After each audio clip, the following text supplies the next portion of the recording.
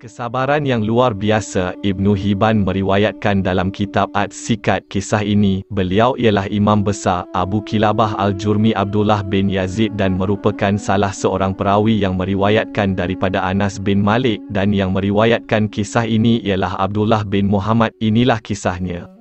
Saya keluar untuk menjaga sempadan di Uraish, Mesir. Semasa saya berjalan, saya melewati tapak perkhemahan dan saya mendengar seseorang berdoa, "Ya Allah, berilah aku ilham untuk terus mensyukuri nikmat-Mu yang telah Engkau anugerahkan kepadaku dan kepada kedua orang tuaku, dan agar aku dapat beramal soleh yang Engkau redhai, dan masukkanlah aku dengan rahmat-Mu ke dalam golongan hamba-hamba-Mu yang soleh." Surah An-Nam 19. Saya melihat orang yang sedang solat. Rupa-rupanya dia ditimpa musibah. Dia telah kehilangan kedua-dua tangan dan kakinya, matanya buta dan pendengarannya pekak. Dia kehilangan anak lelakinya yang membantunya berwuduk dan memberinya makan.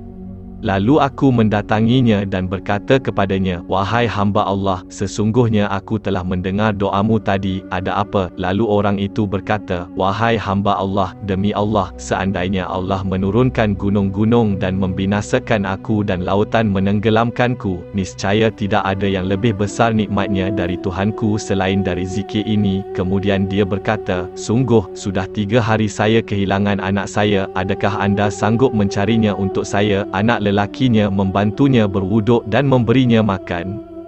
Maka aku berkata kepadanya, "Demi Allah, tidak ada yang lebih utama bagi seseorang yang berusaha memenuhi keperluan orang lain, melainkan memenuhi keperluanmu." Kemudian, saya tinggalkan dia untuk mencari anaknya. Tidak jauh selepas berjalan, saya melihat tulang bertaburan di antara beting pasir, dan ternyata anaknya telah dimakan binatang buas. Kemudian saya berhenti dan berfikir dalam hati, bagaimana saya boleh kembali kepada rakan saya, dan apakah yang akan saya beritahu dia tentang perkara ini. Saya mula berfikir, jadi saya teringat kisah Nabi Ayub alaihi salam. Selepas saya pulang, saya memberi salam kepadanya. Dia berkata, "Bukankah kamu kawan saya?" Saya berkata, "Betul." Dia bertanya lagi, "Apa yang anak saya lakukan selama ini?" Saya berkata, "Apakah kamu ingat kisah Nabi Ayub?" Dia menjawab, "Ya." Saya berkata, "Apa yang Tuhan lakukan dengan dia?" Dia berkata, "Allah mengujinya dan hartanya." Saya berkata, "Bagaimana dia bertindak balas terhadapnya?" Dia berkata, "Ayub bersabarlah." Aku berkata, "Adakah cukup Allah mengujinya dengan itu?" Beliau menjawab, "Bahkan kerabatnya yang dekat dan jauh pun menolak dan meninggalkannya." Kemudian saya berkata, "Bagaimana dia bertindak balas terhadapnya?"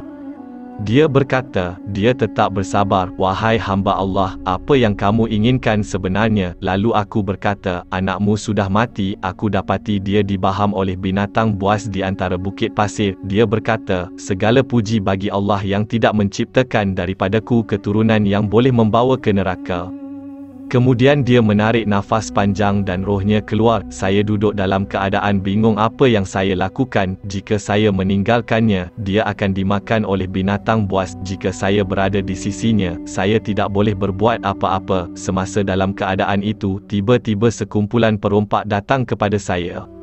Perompak itu berkata, "Apa yang berlaku?" Jadi saya memberitahu anda apa yang telah berlaku. Mereka berkata, "Bukalah mukanya kepada kami." Maka aku membuka mukanya. Lalu mereka memiringkannya dan mendekatinya sambil berkata, "Demi Allah, ayahku sebagai tebusan, aku menjaga pandanganku dari apa yang diharamkan Allah, dan demi Allah, ayahku sebagai tebusan." Tubuh orang ini menunjukkan bahawa dia adalah orang yang sabar dalam menghadapi musibah.